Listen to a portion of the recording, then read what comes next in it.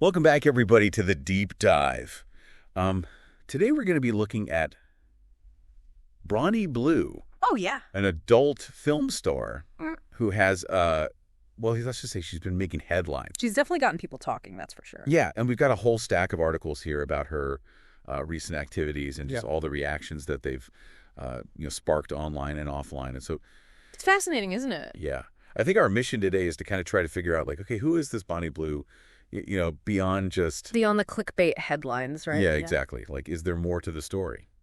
And I think with Bonnie Blue, what's really interesting is that she really seems to be pushing boundaries and, sparking these conversations almost intentionally. Like, is this a strategy or is this really like, who she is and her values? It makes you wonder. It really does. So let's just jump right in. This first article is about the 1,057-man marathon. Okay, go ahead. Yeah.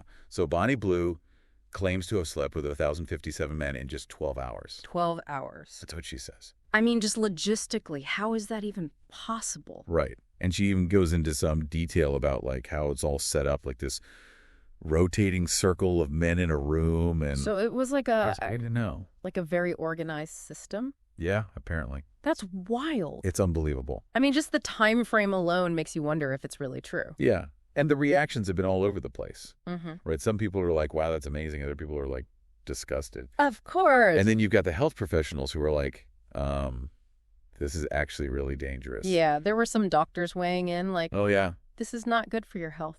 Yeah, there was this one doctor, Dr. Zach Turner. I think he had a lot to say about it. Like just the potential physical and psychological toll of something like that. I mean, just the risk of infection alone. Exactly. Not to mention just the sheer exhaustion. Like your body can only handle so much. Yeah, Dr. Turner was going into detail about that, like just the strain it would put on your body. Yeah, it makes you think about the limits. Yeah. Right? Like how far can you push yourself before... Before it becomes dangerous. Yeah, exactly. Very interesting. And then there's this whole other thing with this mother who tracked down her 19-year-old son at the event. Wait, what? Yeah, she like found out he was there and went and like pulled him out. Oh my gosh. I know, right? Like imagine being that mom. I can't even imagine. Trying to get your son out of the line of... out of that situation. I mean, that brings up a whole other issue too, right? Like consent. Totally. Not just for Bonnie Blue, but for everyone involved. Like, were these guys really fully aware of what they were getting themselves into? That's a good point. And like, at what point does an event like this become... Cross the line. Yeah, potentially. And here's the thing. This isn't even Bonnie Blue's first time doing something like this. Really?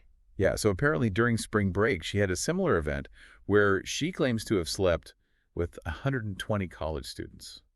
Wow. And made like $250,000 from it. Okay, so this is like a pattern. Yeah. So it's like, what is she? What's she doing? Yeah, like what's the motivation here? Well, in her own words, she says it's about mutual benefit and consent and providing a positive experience for the men involved. But I don't think everyone's buying that. Right. Like a lot of people are criticizing her, saying she's taking advantage of these young guys. Especially the college students, and Yeah. And, inexperienced and maybe not thinking clearly. Right, exactly. So it's like, is this really empowerment or is it exploitation or is it...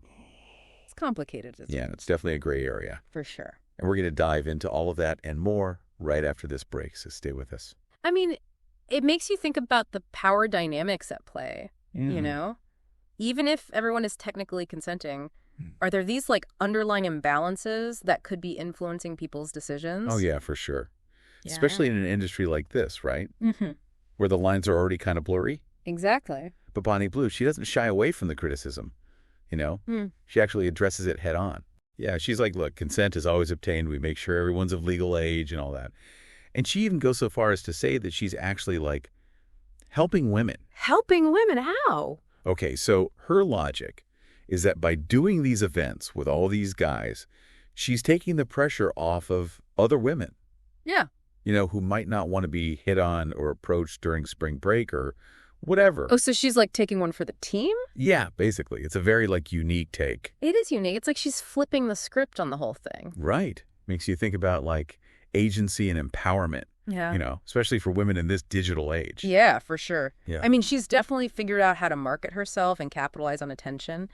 But is it true empowerment or is it just a persona? That's the big question, right? Yeah. Like, is this really who she is or is it just a really good business strategy? Because you got to admit, she's been successful. Oh, absolutely. Like financially, she's killing it. Yeah. But what about the long-term effects, both for her personally and for the industry as a whole? That's what's really interesting from a sociological perspective, Her actions and the reactions they provoke, they force us to confront some uncomfortable truths about ourselves and our values. Ooh, I like that. Uncomfortable truths. Right. Like, where do we draw the line? What's acceptable behavior? Especially when it comes to sex and intimacy. It's like all these unspoken rules are suddenly being challenged. Exactly. And who gets to decide those rules? And how do those rules change in a world where everything is so public, with social media and the internet? It's like she's holding up a mirror to society. And some people are like, oh no, I don't like what I see. And others are like, more power to her. Yeah, she has a huge following, so clearly she's resonating with a lot of people. Which says something too, right? About how the landscape of relationships and intimacy is evolving. And technology is playing a huge role in all of this. Absolutely. It's changing everything. It's like the Wild West out there. It really is.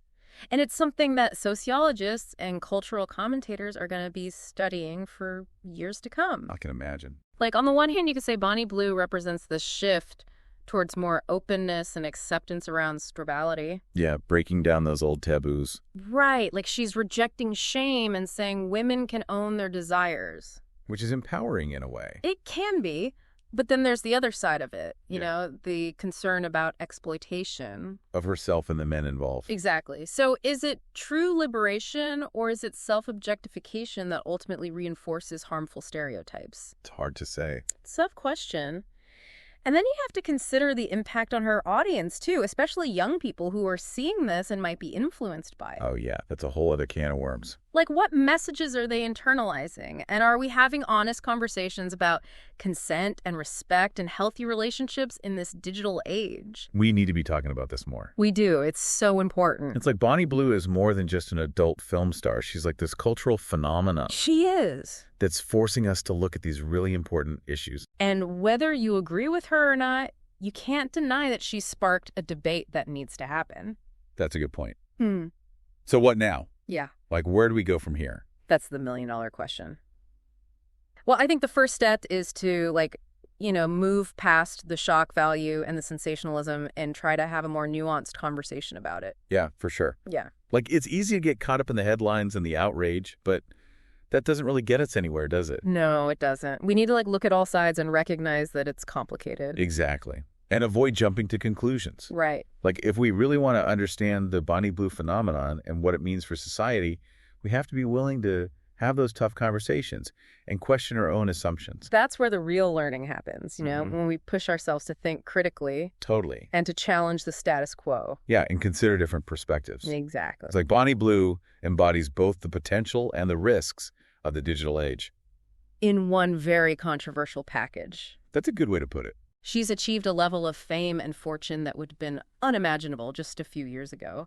But it does make you wonder at what cost. Right. Like, what are the long-term consequences of all of this? And that's what I want you to think about as we wrap up this deep dive, Looking beyond the headlines and the shock value, what does Bonnie Blue's story tell us about ourselves? That's a good question. About our attitudes towards intimacy and agency and the pursuit of fame in a world where attention has become a kind of currency. A lot to think about, for sure. It is. Well, this has been a fascinating deep dive. I really appreciate your insights. My pleasure. It's been a great conversation. Yeah, it has. And all of you listening out there, thank you for joining us on this journey into the world of Bonnie Blue. We'll leave you with those thought-provoking questions to ponder until next time. Keep diving.